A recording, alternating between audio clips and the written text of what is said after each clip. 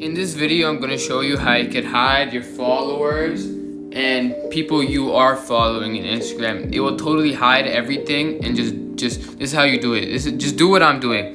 First thing, go to your profile, go to the three lines at the top, press on them, and then go all the way down to where it says help, and then you're gonna press help. And then once you press help, press report a problem, and press report a problem again, and then press don't include and continue. Once you're here, just type exactly what I put. Just type exactly what I put. Do not do anything different. Do not just like write random stuff. Write exactly what I wrote right here. Hello, I'd like to request the option to hide my followers and following count for privacy reasons.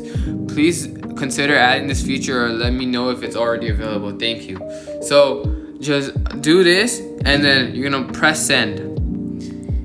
And once you've pressed send, just wait a little bit, and it should make the followers and following count disappear.